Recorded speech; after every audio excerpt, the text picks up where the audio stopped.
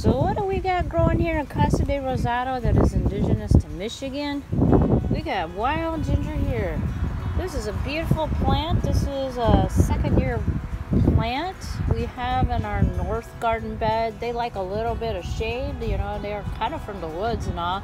So we don't have a real woody section in our yard, but we do have wild ginger, and we've utilized our shade that we have on the north side of the house. But I wanted to show you here, this is the flowers here. They were at the base here.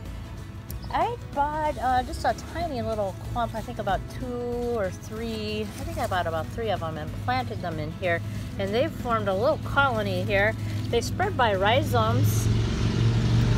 But look at, check out that flower there. Isn't that beautiful there? It's got a really kind of a fuzzy base there. And I believe it's pollinated maybe by ants, I don't know. Something really low to the ground here. Beautiful leaves here. The rhizomes actually do taste like ginger. I haven't tried it yet because I want to give this colony a little more chance to establish itself. So even though this is the north end of the house, we've had a lot of dry summers, and this end is also very windy due to the traffic from our street, so it creates a bit of a microclimate that's maybe a little unusual. Plants have to be resilient to almost constant wind flow from the traffic. I've resolved this, I believe, by mulching. That's something that we did a lot when we lived in Indiana. It's very common to have a dry July, August down there, and I'm seeing Michigan kind of tip towards that type of climate. And I'm making changes. I'm adding mulch in areas where I believe these plants would be happier. My ferns, I can tell, are a lot happier. These are also from rhizomes. I go on Craigslist and look for people that have ferns available, and I put them in here, keep them watered. That's really key. If you don't water them, they're not going to do good. In case you're wondering what this is, I was inspired by a trip to NOLA and all these little grates and beautiful palms and all kinds of flowers just over these grates right before the house. And I wasn't too happy with my home here. This is an added feature. They built this handicap ramp and kind of put in this wood here, which is not part of what our home is originally made of. We normally have these little concrete things here, and it's supposed to have a mission vibe to it. A Canadian architect designed it, and yes, the Canadian architect was going for a mission vibe because of concrete. Well, anyways, long story short, this is my tribute to NOLA and these little gardens that you see. I was struck with how palms to me look a lot like ferns, and that was the idea here.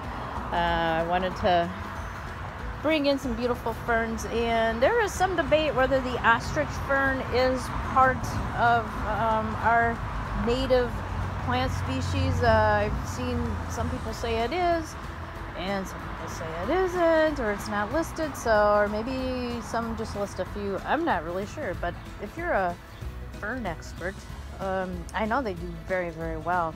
And if you water them in the first few years, or you might have to water them, I don't know. You know, we've had some dry years, and I don't have a particularly wooded area for it, but we have this north end here, and look at this. We've got some coming up here. These are younger ones. There's some babies. Actually, I think that's from a rhizome there.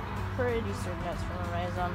And then we have some babies here too that are, looks like they're emerging from a rhizome. And I've got a bit of a hodgepodge here. This is my Kissup. I forgot what variety it is. If it's the anise or if it's the yellow variety. The anise variety is kind of a bluish purple. The anise is yellow, so it's going to be a bit of a surprise here. It looks like You know, we even have some heads flowering, it looks like already. And this is the first year they've actually spiked up like this, so I think they're just really happy that I mulched. Now this is my coneflower. It's doing pretty good. It's bouncing back pretty well. It's had a few years to establish itself, and again I mulched, and it seems like everybody was waiting for me to do that this year. So if your plants aren't happy, try some mulch. I know you can pick some up, but you know, I got this cedar stuff.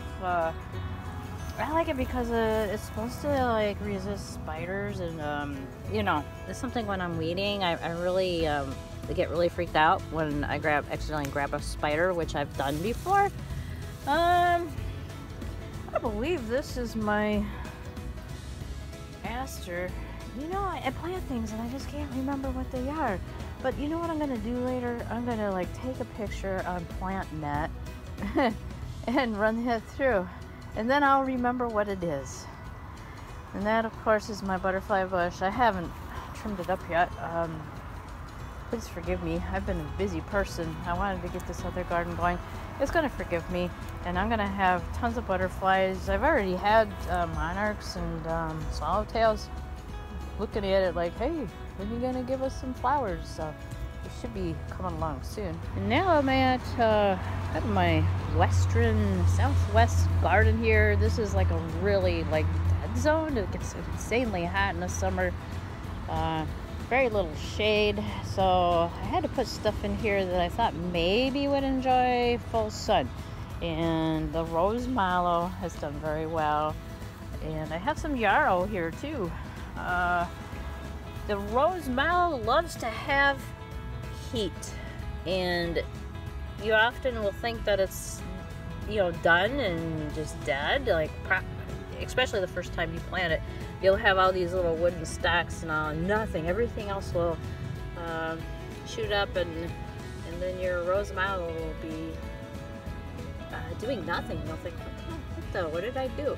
Well, they love heat. Once the heat kicks in, these things just burst open, and this is about a couple days worth of growth. They're a lot like milkweed in that they like to shoot up when it gets hot, and they shoot up very fast. So good job, rose mallow. And also save those seeds. I put them in seed cups, and I have baby rose mallow plants. Like, it's germinated, but the same thing, they like to germinate at full heat, like, you know, all these 80-degree days and all.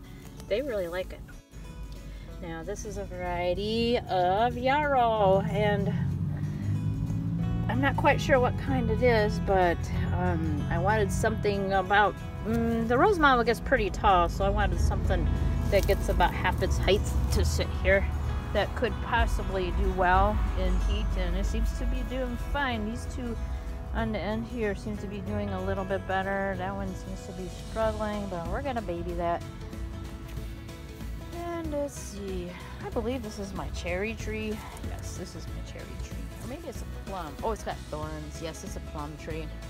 This is from Wild Type Plant Nursery out in Mason, and it is doing lovely. It was only probably about 1.5 feet high when I got it. Was it 2 years ago?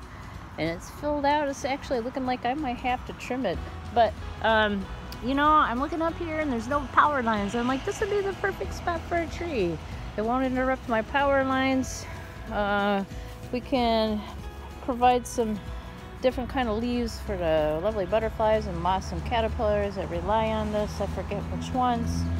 Put it in the comment section if you can remember what ones like it. And let's see, what do we got down here? Buddy's buddies are all waiting here. I have my beautiful maple trees here, a few seeds.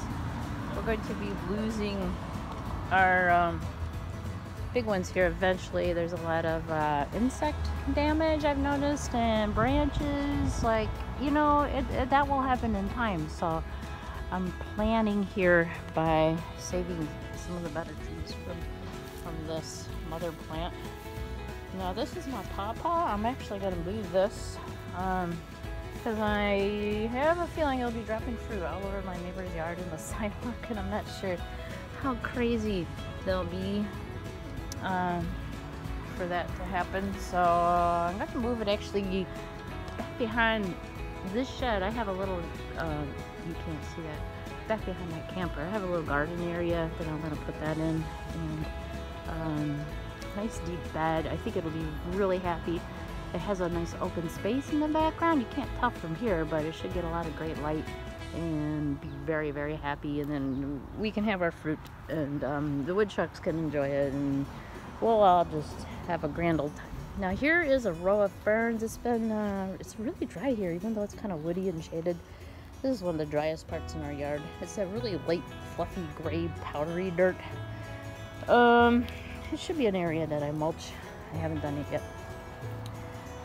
And I've interspersed it. Somebody gifted me some hostas. Thank you, Martha. Look at, they're doing all right. I need to take better care of them. I'll water them. My nectarine has peach leaf curl.